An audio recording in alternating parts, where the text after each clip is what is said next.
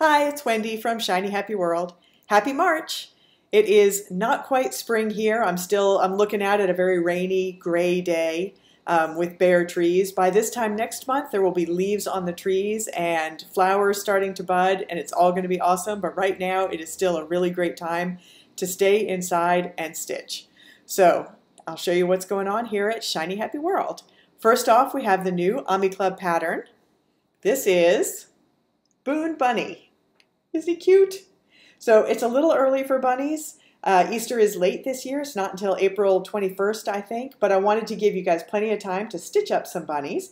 So this is Boone. He is very different from last year's bunny. I did a bunny last year also around Easter time. And last year's bunny had really long arms and legs with kind of egg-shaped hands and feet that were weighted. So he was really floppy and long and lanky. And this bunny is definitely short and fat, but he's still kind of egg-shaped. I really like to make egg-shaped bunnies. If you remember, I still have Haley here. So this was Haley Hippo. She was last month's pattern, and I loved this self-striping yarn. This was a Red Heart yarn that was self-striping, and I still had most of the skein left because all I did was that dress, and I kept thinking those are great colors for an Easter bunny. So you can see he's got all those Easter colors going on, and you don't have to change colors even a single time in this. This is all made with one skein of thread. He's got a cute little pom-pom tail, and he is super easy to make. So the legs are crocheted in, the arms are crocheted in. The tail you attach before you stuff him, so you can just tie a knot on the inside. The only hand sewing you have to do is the ears, but they're really easy to attach. So that is Boone Bunny. Hey! So that is the new Ami Club pattern for this month. So if you're in Ami Club, you can go and download that pattern right now. And if you're not in, you can join, and that pattern is right there. So you'll be able to access it as soon as you sign up. So other news that's going on, you can see more embroidery book pages behind me. But I've run into a little hitch. I've been doing so much stitching, and you know I've talked about this a lot. I've been doing lots and lots and lots of stitching, hours and hours and hours of stitching every day, and it actually did some damage to my hand and wrist, and actually up into my shoulder, like the pain was up into my neck and ears. So I had to stop stitching. Which is unfortunate because I was only about 40% done with the book, but the publisher has been amazing, and I'm going to continue with the book. I'll draw all of the rest of the designs for it, but we're going to get somebody else to do the stitching. So the book is still coming out. I've had a couple of people ask me about that because I've talked about having to take a break from the hand stitching. The book is still coming out. I don't know if this is going to change the date at all. I'll let you know. I think the date is October. But I'll let you know that as we get closer to time. But the book is still happening. It's still coming out. I just won't be doing the second half of the stitching for it. But I will be drawing all of the motifs, so they'll all be my designs. And if you look closely behind me, you can see what some of the different themes are. The book is going to have between 400, maybe even a little more than 500 motifs. So it's going to have lots and lots and lots of designs to stitch.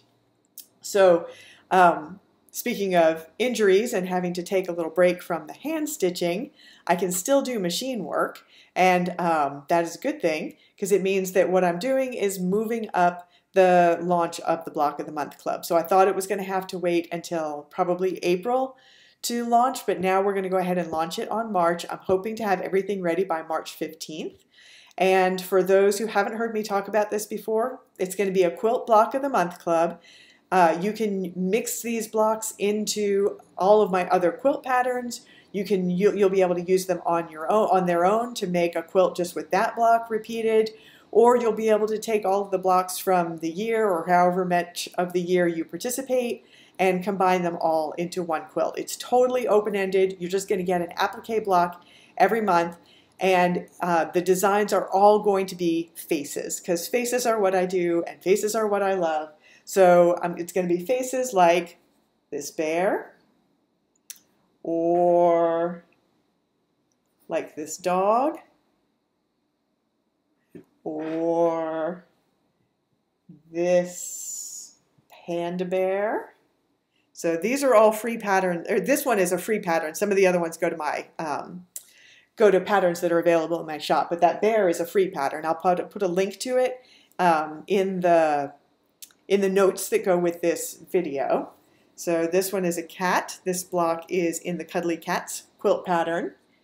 And this one is one of my favorites. So the new faces, you'll be allowed to do the fancy, you'll be able to add the fancy doodads. So this is one of the bears from the Bunches of Bears quilt pattern, but the glasses and the hat and the flower are all from the fancy doodads pattern, which allows you to add accessories to your quilt blocks. So the new blocks in the Block of the Month Club are going to be sized to match all of the blocks in my quilt. So it'll be the same finished 10-inch squares, and the proportions should work with the sizes of the accessories in the fancy doodads. So it's going to be lots and lots of fun, and we are going to start that, I hope, on March 15th. And I'm setting that up now and over the next couple of weeks. So as that happens, I'll keep you posted. As soon as you're able to sign up, we'll have that open. Oh, one more thing that I wanted to show you that is almost done, and that is the Bears in the Hills pattern. So this is the class that's available on the Teachable platform. The plastic bag sticking to it. So this is available now, and we've just been doing it as we go. I've been adding some new videos showing how to do all of the embellishment stitching inside these blocks. So there's a couple here that I haven't actually uploaded to the class yet. I've shot the video and taken some photos, but I haven't uploaded them yet to the class. So those will be coming in the next couple of days, actually. So this one is some back stitching and some French knots both in there, and this one is a design that I call Stacked Coins. So that is a video that's coming soon. But as you can see, almost all of the hills are filled up, which means that that project is almost done. So that's one, if you jump into it now, you'll get the pattern and you can see all of the materials that you need, and you can go ahead and start stitching. And I'll be loading up those last few videos and those last two embroidered fill designs over the next couple of weeks, and then I'm going to show you how to finish yours. You can make a pillow cover, you can make a tote bag. I'm actually going to frame mine and hang it here in the studio, and I'm going to show you some tips on how to frame textured artwork like that, because you don't want the glass. I want it under glass to keep dust off of it, but I don't want the glass to smush the stitches. So I'm going to show you some tips for how to do that in case that's how you want to finish yours, but you can finish it any way that you like. So that is a project that's almost done. I expect by this time next month, on April 1st, that will be completely finished, and I've already got an idea for the next thing that I want to move on to as soon as my hand is healed and I'm allowed to start stitching again. So I'm going to finish the blocks on that. Almost all of the designs I have left planned are all variations on running stitch, which I can do with my left hand. So I'm going to be stitching up those last hills using my left hand so that we can get that finished this month, because I am really, really eager to have that hanging on my wall. So that is what is new this month at Shiny Happy World. I'll see you in April. Bye.